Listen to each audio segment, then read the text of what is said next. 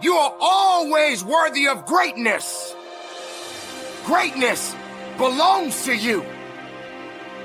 But it is not something that comes overnight. You've got to want that pressure. You've got to want things to be hard. You can't seek out the easy life. You can't just hope and pray that you can uncover inside of you some talent that's laid dormant that you didn't know about that's going to let things be easy for you. Don't want the easy. Want the hard. Want the pressure. Want the thing that's going to turn you into something. And I don't think that it's optional for us to sit on what we have. See, if you're sitting on what you have, what you've been given, and I think everybody's been given something to bring to the planet. Sometimes you're gonna have to get knocked down. And getting knocked down does not mean that you stay down. Getting knocked down doesn't mean that you're not breathing. Getting knocked down doesn't mean that it's over. Getting knocked down doesn't mean that you just stay on your back because that ground is hard and it's cold. Now you got to understand, if you're gonna stay down, you better learn how to get up. What do? You want failure to tell you what to do? You want failure to make you feel that you don't have anything left to give of yourself. Failure will not apologize. It is designed to teach you a lesson. Because when it's easy, you don't work for it. When it's easy, you don't push. When it's easy, you get surpassed by the person who has to give it their all, who's prepared to do blood, sweat, and tears in order to become that thing that they want to be so badly because they are so fucking angry that they were never given anything. And with that chip on their shoulder, they're determined to become anything that they set their mind to.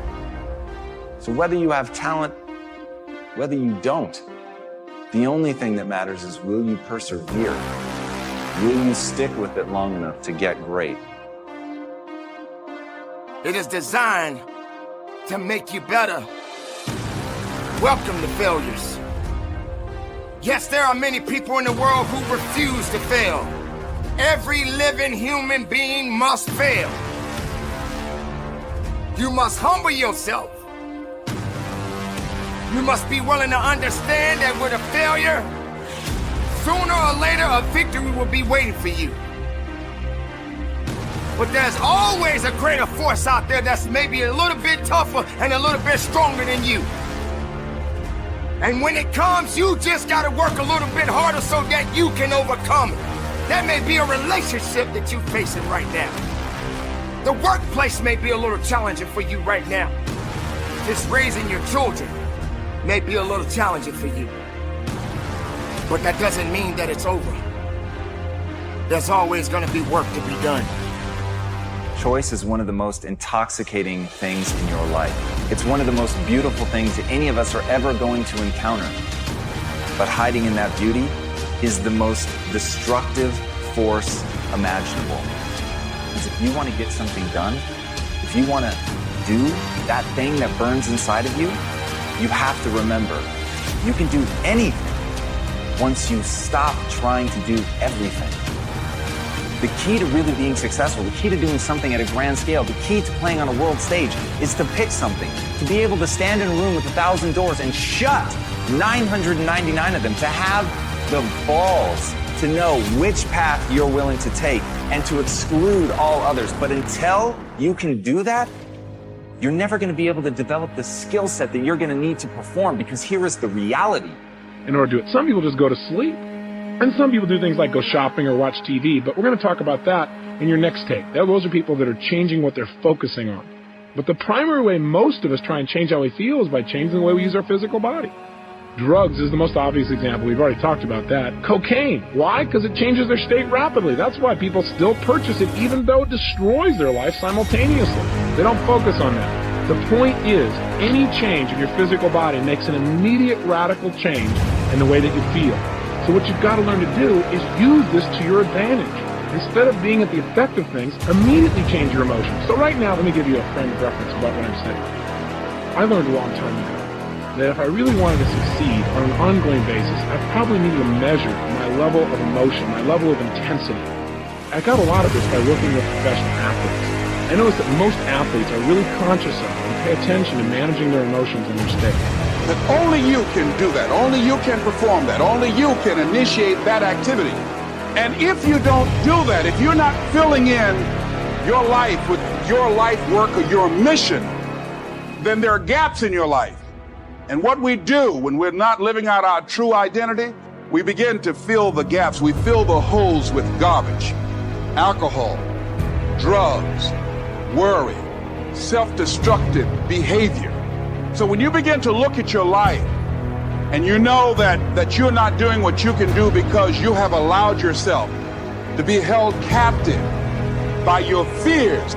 You watch a tennis player, every time before he hits the ball, he bounces the ball the exact same way, the exact same rhythm, kind of anchors himself, if you will, triggers himself back in the state. Football players do it differently. They grab their other buddy's head and wham, wham, wham, and smack heads with them, and they feel good.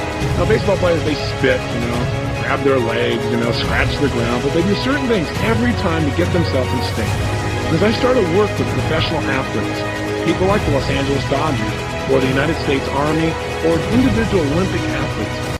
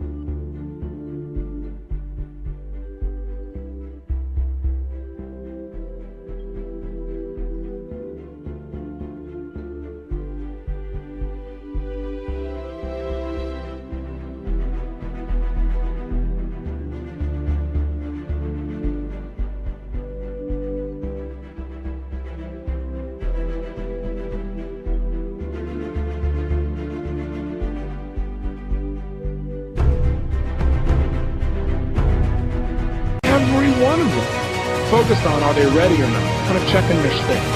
But you see, in life, I think life is not black and white. I look at life as having many hues and colors and shades. So one day I pulled one of these guys aside and I said, look, it's not are you ready or you're not. Let's try a stupid game, okay? Let's pretend we're going to measure your level of power and readiness on a scale from 0 to 10. 0 is you're dead, 10 is you're absolutely unstoppable. I said, where are you on that scale? The guy said, well, I'm about level 7, 6.5, 7. Here's what I discovered that happens to you in life, that you will go through things, and while you're going through them, you can't understand why it's happening to you. But after you go through it, you get back and you look at it and you say, oh, now I understand why I needed that lesson. That I couldn't understand it then. But after I got through it, then I saw that that was preparing me for bigger and better things. That as you go through the challenges of life and you look at it and embrace whatever comes to you, don't run from it. Step toward it. Don't try and duck it like most people do. See, most people want it easy. When you handle those hard things close at hand, making those hard decisions right now that you don't want to make, learning those things that you don't like to do, but you know that in order for you to get where you want to go, this is one of the hoops that you have to flip through. I said, well, you're about to bat right now against Dwight Gooden. Tell me, if you stay at level 7, what's going to happen? You know what was amazing? Instantly, he could tell me. When he realized where he was, he said, I'll either ground out, or I'll pop up, or I'm going to be in a situation where I'm going to strike out. I said, what level do you need to be at on a scale from 0 to 10 to be successful with Dwight Gooden? He's at level 12. I said, okay, that gives me a frame of reference. So you also need to know where you need to be successful. Now, with an athlete, it's pretty clear. For peak performance, they got to be at level 10 or above, if you will, on a scale from 0 to 10. But isn't your life just as important as an athlete's? If you're going to go in right now and you're going to influence your son or daughter to do something like get excited about their schoolwork, how are you going to do that if you're at level 3? It's not going to happen. Too often I see parents that go, I just can't motivate my children. I just don't understand why. I talk to them about all the reasons why they should really go for it.